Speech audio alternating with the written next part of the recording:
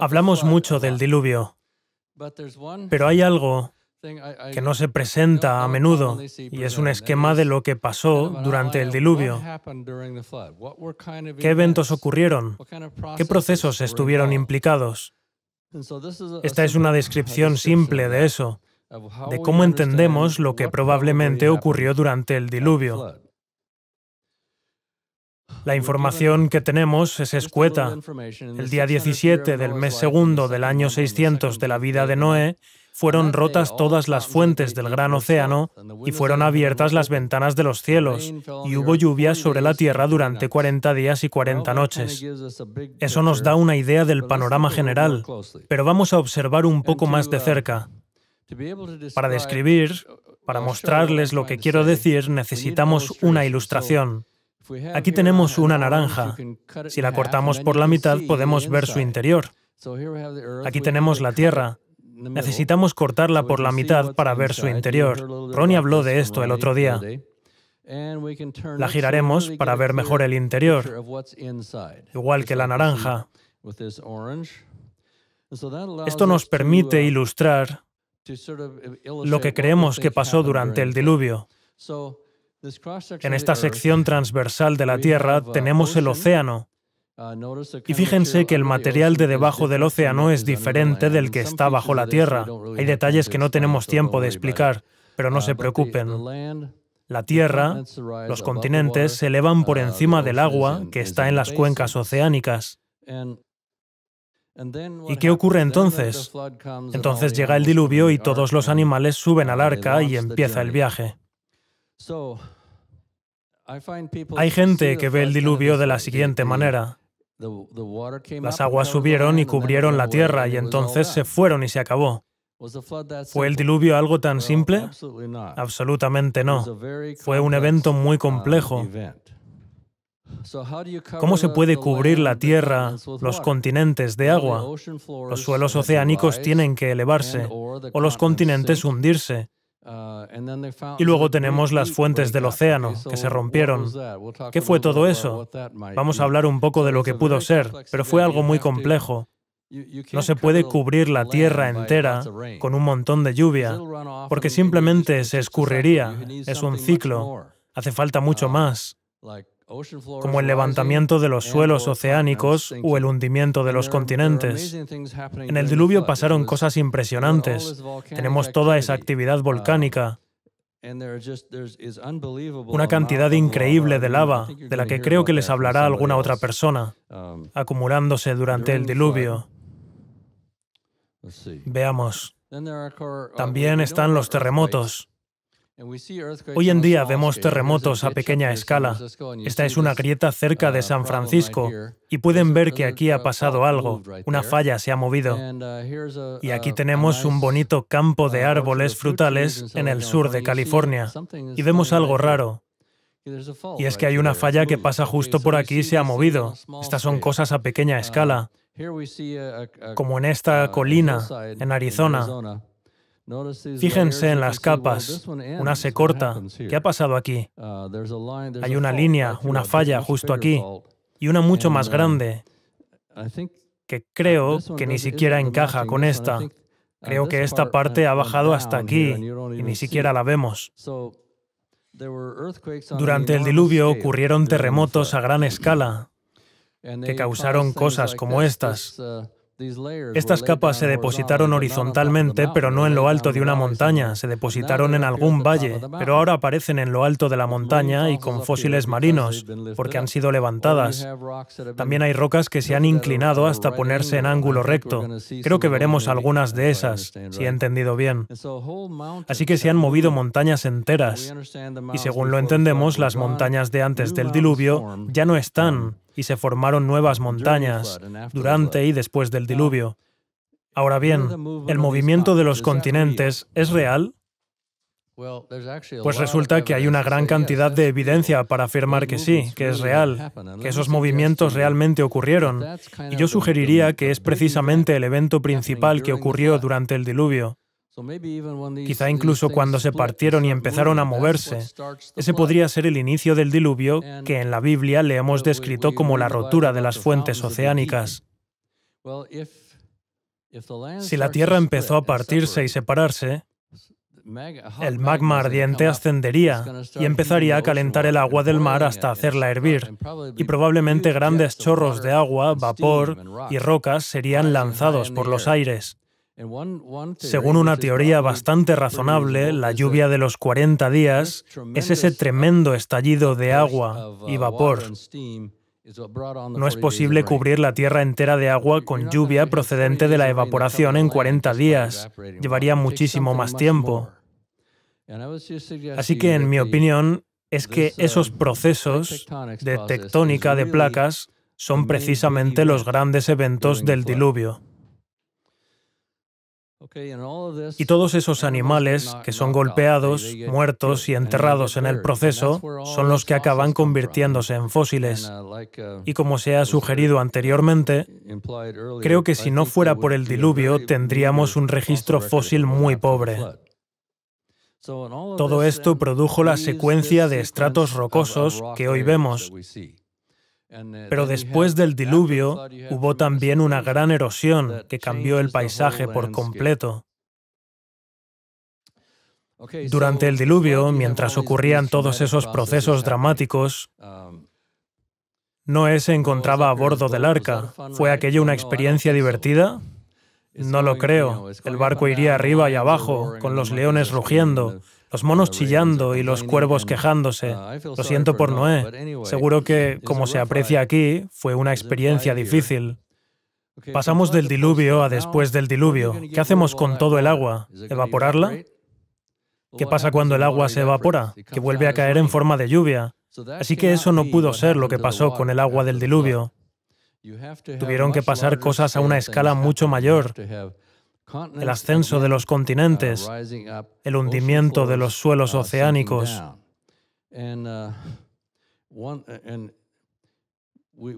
Ya hemos mencionado el modelo catastrófico de tectónica de placas de John Baumgartner. Él propone que los continentes se hundieron en el manto terrestre y existe evidencia científica de eso. Parece algo increíble, pero en realidad no sabemos dónde estaban los continentes antes del diluvio. Una cosa que hay que tener en cuenta es que el material que forma el suelo oceánico es joven. Consideremos la columna geológica, del Cámbrico al Pleistoceno. Resulta que los fondos oceánicos actuales se corresponden con la mitad superior, lo que nos dice que se formaron durante el diluvio. Son diferentes de lo que había antes. Las cosas cambiaron radicalmente por medio de procesos brutales. Solo mencionaré una cosa más que les puede sonar exagerada, pero piensen en esto. Si ocurriera un diluvio ahora, un diluvio universal, ¿dónde esperarían que acabasen todos los fósiles? ¿En los continentes o en los fondos marinos? Especialmente los fósiles marinos. ¿Acabarían en los continentes o en los fondos marinos? Pues resulta que los fósiles que tenemos se encuentran prácticamente todos en los continentes y no en los océanos. Algo salvaje ocurrió. Parece que lo que ahora son continentes antes eran los suelos marinos. Y esa es la razón por la que... Volvemos a este tema en un momento.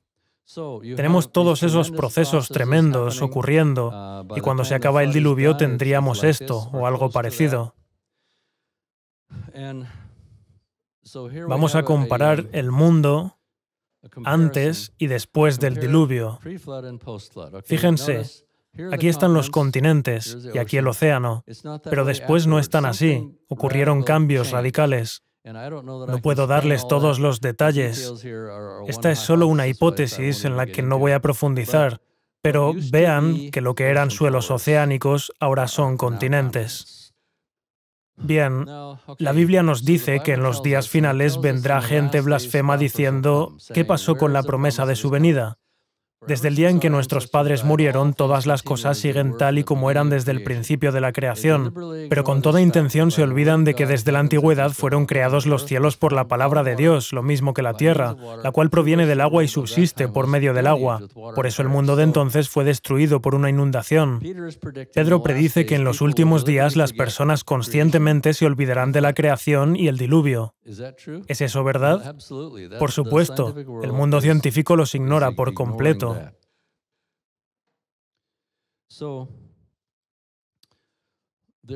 La Tierra, tal como fue creada, era muy diferente de como la vemos hoy. Era un lugar precioso en su totalidad. Hoy hay zonas en las que el agua no está bien distribuida. En muchos lugares no hay suficiente agua. Otros aún son hermosos, pero la Tierra ha cambiado radicalmente. Volviendo a la tectónica de placas, la teoría dice que empezamos aquí y poco a poco se van separando más y más. Ya hemos visto alguna presentación sobre esto y hay una gran cantidad de evidencia que lo apoya. Yo vivo en el Anillo de Fuego, el círculo alrededor del Océano Pacífico donde hay más volcanes y terremotos. Y de vez en cuando sentimos esos temblores en Loma Linda. Así que hay mucha evidencia de estos procesos que para mí constituyen los principales eventos que ocurrieron durante el diluvio. Se depositaron cantidades inimaginables de sedimentos en forma de capas, como las capas del Gran Cañón, y también aquí. Esto es por encima del Gran Cañón, encima del Paleozoico, capas enormes. Cada una de esas capas se extiende por miles de millas cuadradas, millones de kilómetros cuadrados, enormes cantidades de sedimentos depositados por procesos que no entendemos del todo. ¿Cómo llegaron desde donde estaban hasta donde se encuentran hoy? Nunca hemos visto un diluvio universal, así que ¿cómo podemos responder a estas preguntas? También vemos una erosión brutal. Aquí pueden ver las áreas enormes que han sido dobladas hacia arriba y estos cañones. Yo diría que la mayoría de esa erosión ocurrió rápidamente, justo después del diluvio. Y desde entonces no ha ocurrido gran cosa. Aquí tenemos más ejemplos. Monument Valley. Esos monumentos, ¿por qué están ahí? Porque esos estratos cubrían el área por completo, y muchos más por encima de ellos, pero fueron eliminados por los procesos que ocurrieron justo después del diluvio y posteriormente. Las montañas antediluvianas habían desaparecido, tal como se ha sugerido en algunos de nuestros libros. Se formaron nuevas montañas. Y de hecho, esas montañas se formaron en el registro geológico tardío. Como alguien dijo ayer, las cordilleras se encuentran en el tercio superior y por lo tanto se formaron recientemente. Y los fósiles marinos se encuentran en la cima de esas montañas, no porque el diluvio los cubrió, sino porque han sido levantadas, elevadas después del diluvio.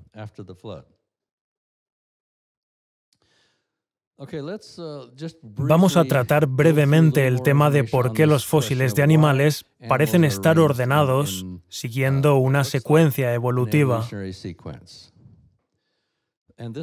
Para intentar ilustrar lo que pudo haber ocurrido, voy a usar este diagrama. Es un dibujo del aspecto que quizá pudo tener la Tierra antes del diluvio. Están los océanos y más arriba las zonas elevadas. En este lado les mostraré lo que ocurrió con las cosas a medida que los animales iban muriendo y se registraban en el registro fósil en forma de capas de roca, en esta parte. Enseguida lo explico. Lo que sugiere la idea de la zonación ecológica es solo el principio de la explicación. No puedo darles una explicación completa porque nunca hemos visto un diluvio universal. ¿Cómo podríamos saber lo que pasó exactamente? Pero al menos podemos empezar a pensar sobre ello. Empieza el diluvio y destruye el hábitat de estas zonas bajas, arrastrando a todas las criaturas y depositándolas aquí, en las capas de roca del Paleozoico inferior. Así que ese hábitat desaparece, los hábitats prediluvianos se destruyen. A continuación se ve afectada la siguiente zona, y los animales son arrastrados hacia aquí y enterrados en las rocas. Y continúa así, una capa tras otra. Ahora se destruye esta capa y empezamos a encontrar criaturas terrestres por aquí. Déjenme hacer un comentario. Aquí abajo no hay humanos, no hay caballos. ¿Por qué? Bueno, lo único que podemos decir es que es una pregunta importante que no sabemos cómo responder, porque obviamente había personas viviendo en esa época y otros animales, pero quizás se encontraban en un área donde no se formaban fósiles. En la actualidad no se forman fósiles en cualquier sitio. Se necesita un tipo muy específico de ambiente para que la fosilización tenga una mínima probabilidad. Estos animales, estos grupos, no vivían en lugares apropiados para fosilizarse. Pero entonces fueron arrastrados y el siguiente hábitat fue trasladado hasta aquí. Y todas estas criaturas, los dinosaurios, fueron enterrados y destruidos y su hábitat desapareció. La evidencia de su desaparición se encuentra por aquí. Finalmente llegamos al punto donde podríamos empezar a tener hábitats nuevos que se poblaron después del diluvio y quizá algunos de sus animales se enterraron. Y aquí arriba ya es seguro que los animales enterrados aquí vivieron después del diluvio. A modo de resumen, los diferentes hábitats fueron destruidos uno tras otro y se fueron enterrando secuencialmente en las capas de roca. En la primera fase del diluvio, aquí, ¿es probable que se enterraran monos? No, porque no viven en el océano. No los encontramos hasta que lleguemos aquí arriba. Esto parece responder al menos a algunas preguntas acerca del orden de los fósiles. ¿Responde a todas las preguntas? Enseguida lo veremos. Hemos dicho que tenemos una secuencia de cosas y, de nuevo, ¿responde esto a todas las preguntas? Realmente no. Pero es...